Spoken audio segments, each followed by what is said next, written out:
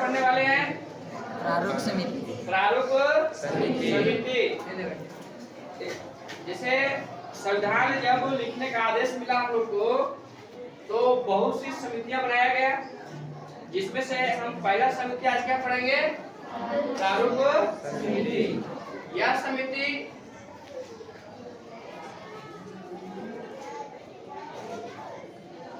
इसका गठन 29 अगस्त कितना किया था? 1947 में किया गया था। इसका गठन तब किया गया था 29 अगस्त 1947। और यह जो दिया गया है वो कहाँ दिया गया है? आयरलैंड से लिया गया है। कहाँ दिया गया है?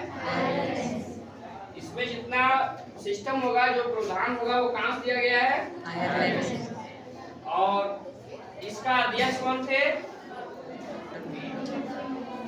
इसका अध्यक्ष कौन थे? डॉक्टर भीमराव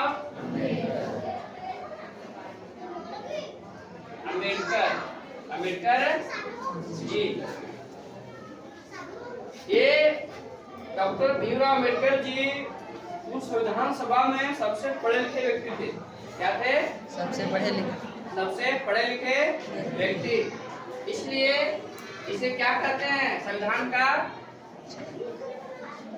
सभी संविधान की जनक क्या कहते हैं? जनक किसे कहते हैं? तो डॉक्टर भीमराव अम्बेडकर किसको कहते हैं? बहुत पढ़े लिखे भी थे। इसमें कुल कितने सदस्य थे? 7। कुल कितना सदस्य था? 7 थे। कितना थे? 7। उसमें से नंबर 1 कौन है? गोपाल स्वामी। इसका और एक लंबा नाम है गोपाल स्वामी अयंगर। क्या है? अयंगर। उसके बाद कौन है?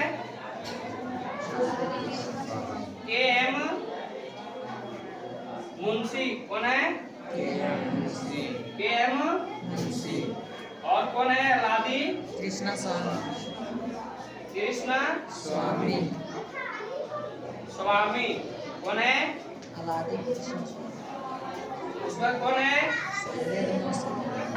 सैयद मोहम्मद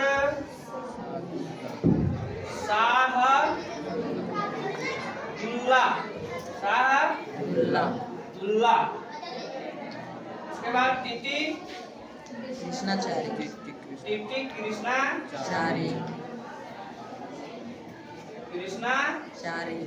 6 कौन है? एन माधव राव।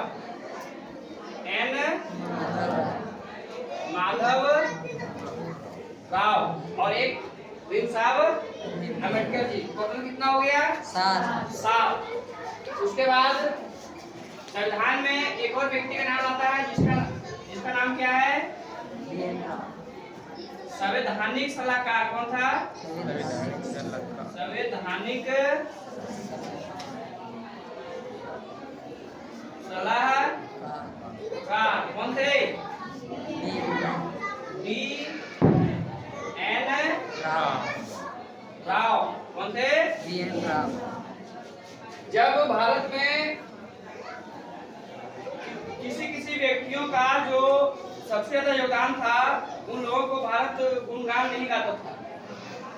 पूरे भारत में एक चर्चा हो गई कि बाबा साहब अम्बेडकर इस संविधान का पूरा लेखा जोखा तैयार किए। तो बाबा साहब अम्बेडकर खुद ये बात बोले थे कि देखिए कि B.N. राव साहब जी का भी भारत के संविधान लिखने में बहुत बड़ी योगदान है। अब हम लोग समझते हैं कि बहुत से समितियों के द्वारा जो संविधान उस समय बनाया गया था, और अम्बेडकर साहब जी जो संविधान का मसौदा तैयार करके भारत को सौंपे थे, कि क्या उस संविधान में कितना कुछ छेड़छाड़ किया गया था। आज हम लोग पढ़ेंगे कि भारत का संविधान जिस समय लिखा गया था, जिसमें 8 अनुसूची, 22 भाग और 395 अनुच्छेद थे, बाद में फिर इसको संशोधित किया गया क्योंकि आजादी के बाद 1951 में चुनाव होता है, फिर कांग्रेस की सरकार बनती है और उसके बाद हम लोग पढ़ेंगे कि अम्बेडकर साहब का संविधान और कांग्रेस का जो उसमें छेड़छाड़ किया वो पॉइंट बाय पॉइंट समझेंगे हम लोग।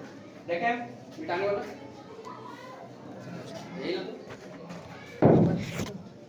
चलिए, आज हम लोग ये समझ में आ गया। परीक्षा में ये आता है कि प्रारूप समिति का स्थापना कब हुआ था या गठन कब किया गया था, तो 29 अगस्त 1947। ये बहुत बड़े बड़े एग्जाम में भी आता है, ऐसा बात नहीं कि 9 में आता सिर्फ।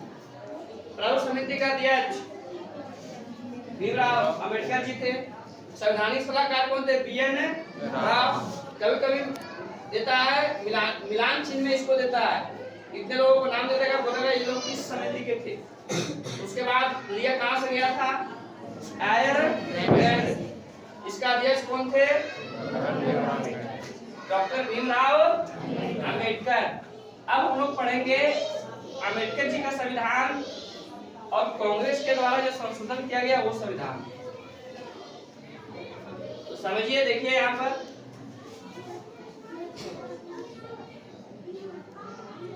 डॉक्टर भीमराव अंबेडकर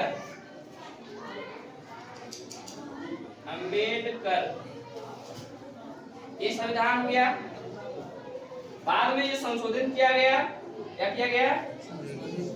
अमेंडमेंट किया गया किसके द्वारा? कांग्रेस के द्वारा, मतलब जो जोड़ा गया। सबसे पहले समझिए, अंबेडकर जी के संविधान में 370 धारा नहीं थी, इसको 35A में रखा गया। 370 धारा 35A नहीं था। ये आर्टिकल अंबेडकर जी के लिखा हुआ संविधान में नहीं था। कांग्रेस ने क्या किया? इसको क्या किया? जोड़ दिया। कांग्रेस के संविधान में कांग्रेस ने 370 धारा 35A को क्या किया? जोड़ा। ठीक है, 370 धारा 35A अंबेडकर जी के संविधान जो लिखे थे उसमें नहीं था। कांग्रेस ने 370 धारा जो को जोड़ा। इससे क्या हुआ वो समझते हैं हम। इससे क्या हुआ कि ये सिर्फ कहाँ मान्य था पता है? कहाँ मान्य था? जम्मू कश्मीर। केवल एक ही स्टेट है ये, क्या है? सिर्फ इसी स्टेट में इस धारा का मायने था, जम्मू कश्मीर में। इससे क्या हुआ समझिए कहानी। जम्मू कश्मीर इस एक्ट के तहत यहाँ पर दोहरी नागरिकता हो गया था। क्या गया था? दोहरी नागरिकता। जम्मू कश्मीर के लोगों के पास कितना नागरिकता? 2। और हम लोग पढ़े हैं कि भारत पूरे देश में सिर्फ कितना सिटीजन है किसी व्यक्ति को? एक। और इसके चलते जम्मू कश्मीर के लोगों को कितना नागरिकता मिल गया था? 2। नेक्स्ट, सुप्रीम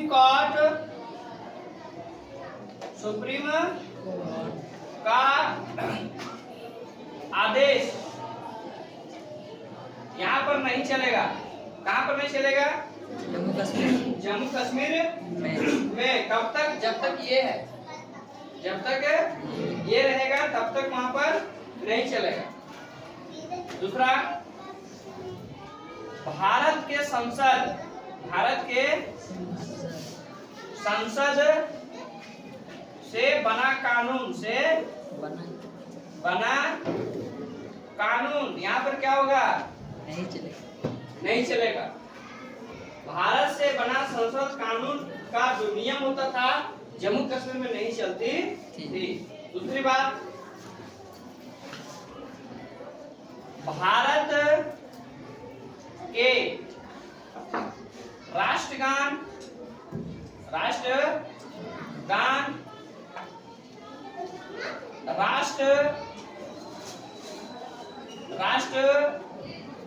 स्मारक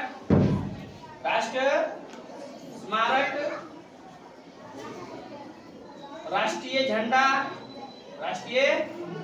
झंडा को यहाँ पर आप कुछ भी कर सकते थे। मतलब अगर आप वहां पर झंडा जलाते हैं तभी आप पर कोई कार्रवाई नहीं हो सकती थी। राष्ट्रगान गाते समय आप हिल डोल रहे हैं, आप नाच रहे हैं, कुछ भी कर रहे हैं, फिर भी आपको जम्मू कश्मीर में जब तक ये था उसके बाद उसमें कोई आपके बीच कोई रोड़ा नहीं आता था। दूसरा, राष्ट्रीय स्मारक बोले जो वीर शहीद थे, भगत सिंह, चंद्रशेखर आजाद, सुभाष चंद्र बोस, रानी लक्ष्मीबाई, मंगल पांडे, गांधी जी, नेहरू जी, जो भी है, जो बड़े बड़े वीर थे जो हमारे देश को आजादी किए थे, ये सब के यहाँ पर कोई भी वैल्यू नहीं था। और क्या है, यहाँ की लड़कियां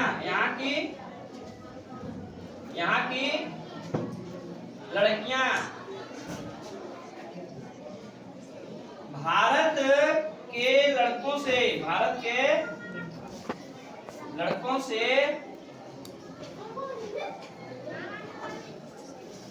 अन्य राज्य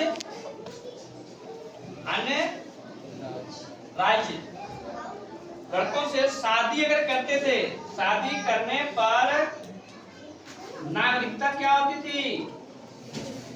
नागरिकता चली जाती थी।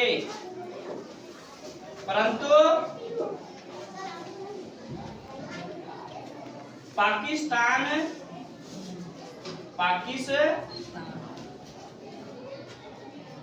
के लड़कों से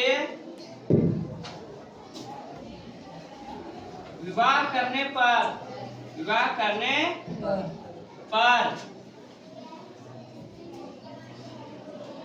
नागरिकता बनी रहती थी।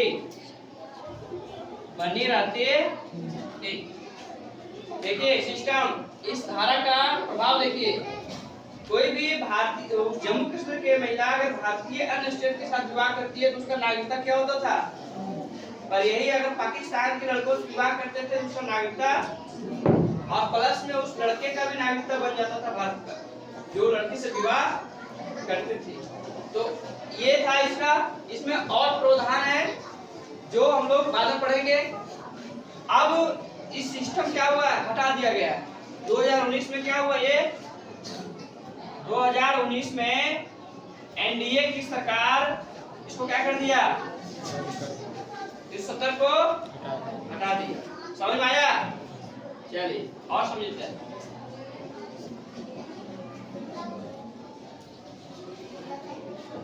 देखिए इसमें इंक डालने का आम्बेडकर जी के संविधान में इंक लाइए। मुस्लिम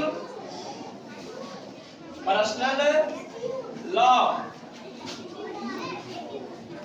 नहीं था।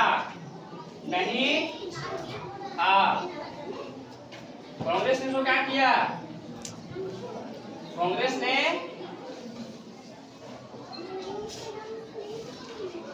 मुस्लिम पर्सनल लॉ को जोड़ा। क्या किया, जोड़ा। जबकि नहीं रहने का कारण है कि भारत में पूरा भारत संविधान से चलेगा। यहाँ किसी भी अल्पसंख्यक को या बहुसंख्यक को उसका कोई भी नियम कानून यहाँ पर लागू नहीं होगा। ओनली क्या चलेगा यहाँ पर, संविधान। ये अम्बेडकर जी का कहना था। परंतु कांग्रेस ने मुस्लिम पर्सनल लॉ जोड़ा। ये जोड़ने के बाद मुस्लिम लोग के जो अंदर कुछ नियम थे, जैसे शरिया कानून, 3 तलाक वगैरह, इसके अंदर क्या था, परमिशन था। इसके अंदर क्या था, परमिशन था। दूसरा, अम्बेडकर जी राष्ट्रभाषा संस्कृत को रखना चाहते थे। किसने मना किया? मना कर दिया। संस्कृत भाषा राष्ट्रभाषा घोषित कौन ने होने दिया? कांग्रेस। ठीक है। उसके बाद अम्बेडकर जी के संविधान में वक्फ बोर्ड काउंसिल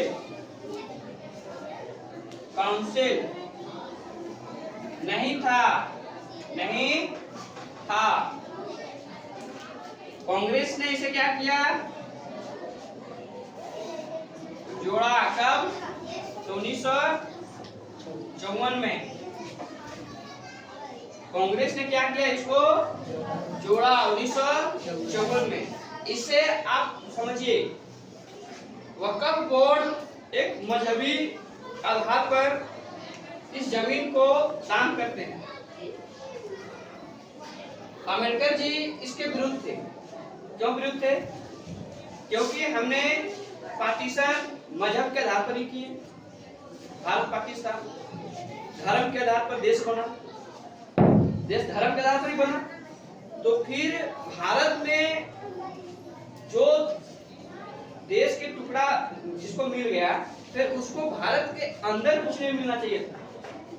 यह अम्बेडकर जी का कहना था। पर कांग्रेस ने इसको क्या किया? जोड़ा। और आज देखिए इसका नतीजा क्या है।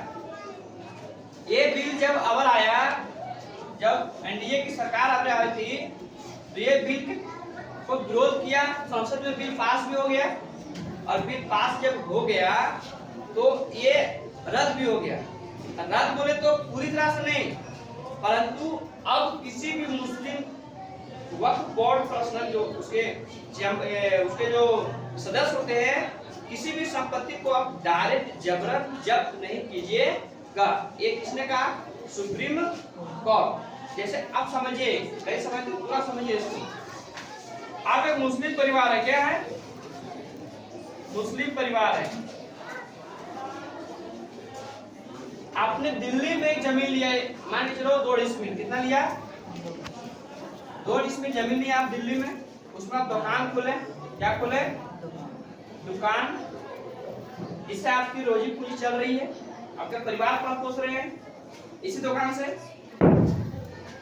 कोई वक्फ बोर्ड का सदस्य आया और इसके ऊपर बोर्ड लगा दिया कि ये वक्फ का संपत्ति है। क्या है? वक्फ बोर्ड संपत्ति है। अब आपको लगे झटका, ये ऐसे नहीं होना चाहिए था। हमारा परिवार इससे चल रहा, ये जमीन को वक्फ मिलेगा तो तुम जाएंगे कहाँ? अब इस मामले को लेकर ना आप हाई कोर्ट जा सकते थे, ना ही सुप्रीम कोर्ट। तो कहाँ जाइएगा? तो वक्फ बोर्ड काउंसिल जाइएगा, और वहां पर वक्फ बोर्ड काउंसिल में मुसलमान ही थे। आपको वहां क्या बोलते?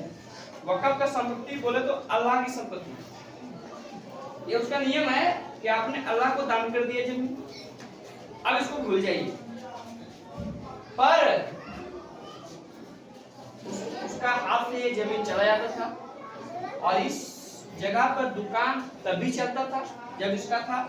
अब इसका भी नहीं है, वक्फ की संपत्ति, तभी दुकान चल रही है। परंतु उस वक्फ पर जो पैसा आ रहा है दुकान से, भाड़े जो लगा है, उसमें बड़े बड़े पद पर जो मुस्लिम लोग थे, उन लोग को लाभ पहुंचता था, गरीब लोगों को नहीं। ये गलत है कि नहीं? तो अब क्या बोला सुप्रीम कोर्ट? इन लोगों को खारिज किया मामला को कि अब बिना जांच परखे जब कोई देगा तभी लेना, अन्यथा आप ले नहीं सकते। अभी इसका संपत्ति पूरा भारत में लगभग 9.43 लाख एकड़ जमीन है। इतना जमीन है भारत में इसका। अब बताइए, इसलिए अम्बेडकर जी इसका विरोध गए थे। ठीक है, चल इसी के दावा करते हैं सब ताजमहल में मेरा ही है। इसके दावा करते लाल किला भी मेरा, जामा मस्जिद मेरा, जितने मस्जिद मजार थे सब इसी के साथ बोलते हैं कि ये वक्फ की संपत्ति है, अब मेरा है। नेक्स्ट है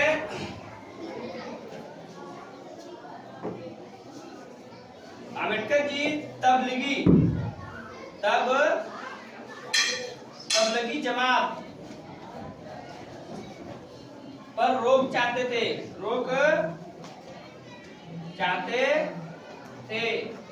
परंतु यह क्या किया, कांग्रेस बढ़ावा दिया। क्या दिया, इसका मतलब समझिए। अम्बेडकर जी पढ़े लिखे के साथ साथ बहुत जानकार थे। देखिए कितना अच्छी बात बोलती है, इस पर रोक होना चाहिए। इसमें जानते हो धर्म को सबसे ज्यादा बढ़ावा मिलता है। ये जो है किसी भी मजहब को क्या करता है, बढ़ावा देता है, देश से भी ज्यादा। मतलब मजहब देश से भी आगे रहेगा और इसको बढ़ावा दिया कांग्रेस। जैसे एग्जाम्पल भारत देखते हैं, फिलिस्तीन में इजराइल मारता है, इजराइल ने फिलिस्तीन को मारता है। प्रोटेस्ट कहाँ के लोग करते हैं, पाकिस्तान के लोग, बांग्लादेश के लोग और भारत के मुस्लिम लोग। जबकि फिलिस्तीन कहाँ है, दूसरा शब्द में लोग। ये सब भारत में जो भी होता है इसके विरुद्ध सब खड़ा नहीं होते। भारत में अगर बम कहीं फट गया, पहलगाम में अगर अटैक हुआ, जहाज जो क्रैश हुआ वो फिलहाल अहमदाबाद में, कभी इनको प्रति इन लोग सो जाता था देखे नहीं। इसका यही कमाल है कि ये लोग देश से ज्यादा धर्म को मानेंगे। ये हम नहीं कह रहे, बाबा साहब अम्बेडकर जी कह रहे उस समय। नेक्स्ट क्या समझिए, नेक्स्ट है अल्पसंख्यक। अल्पसंख्यक को सीमित क्षेत्र पर रहना, ये बढ़ावा दिया। क्या दिया, बढ़ावा। अल्पसंख्यकों को कौन दिया बढ़ावा, ये दिया। कैसे दिया समझिएगा। बाबा साहब का कहना था कि मजहब के आधार पर देश का विभाजन हुआ। इधर भारत, इधर पाकिस्तान, इधर बांग्ला। ठीक है, आपने देश मांगा, हम दिए। पर अब देखिए भारत में क्या है, क्या पाकिस्तान में हिंदू यूनिवर्सिटी है? पाकिस्तान में कोई भी हिंदू यूनिवर्सिटी दिखा दो, है क्या? नहीं। पर भारत में बहुत है। आप पढ़े होंगे आलिया यूनिवर्सिटी जो कोलकाता में था, मुस्लिम यूनिवर्सिटी है। दिल्ली भी चले जाइए आप, वहां भी मुस्लिम यूनिवर्सिटी मिलेंगे आपको। उसके बाद मदरसे देखिए कितना है। जबकि अम्बेडकर जी बोले थे कि ये सब का धर्म के लोगों को छूट नहीं देना चाहिए, नहीं तो फिर बाद में ये देश को दिक्कत होगा। और हो रहा है। अभी भारत में 3 लाख से ऊपर मदरसा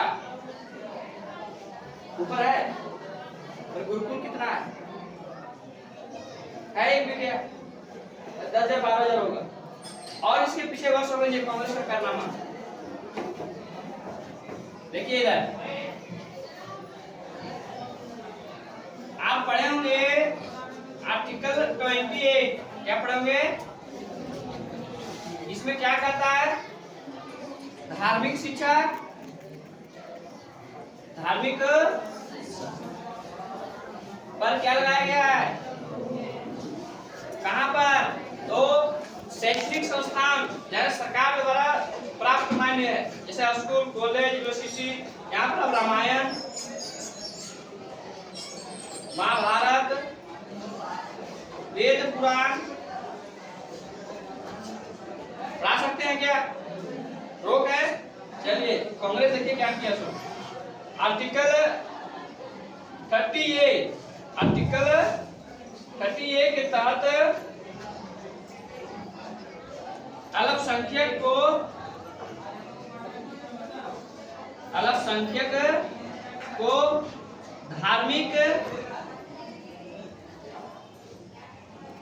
धार्मिक शिक्षा देने का अधिकार है। किसने जोड़ा? कांग्रेस ने जोड़ा। हम नहीं पढ़ सकते हैं। तो दूसरे तरफ 31A के तहत मदरसे में कुरान पढ़ाई जाएगी। आप देखते हैं 25 दिसंबर को कॉन्वेंट स्कूलों में, ईसाई क्रिश्चियन स्कूलों में क्या बन के जाते हैं बच्चे लोग? सांता क्लॉज जाते हैं बन के। क्या कभी किसी स्कूल में आप राम कृष्ण बन के आया है? आया है? किसने रोका? कौन रोका? ये दूसरे तरफ छूट दे दिया है, अब एक तरफ आप बंद कर दिए। तो ये है लिखने वाले जो अम्बेडकर साहब थे संविधान, उसका सोच, और इधर है कांग्रेस का सोच। तो दोनों के आपस में क्या मिलता जुलता नहीं है। इसलिए बाबा साहब अम्बेडकर ने कांग्रेस समिति सदस्य क्या कर दिए थे? छोड़ दिए थे। समझ में आ गया? हम लोग बाद में समझेंगे।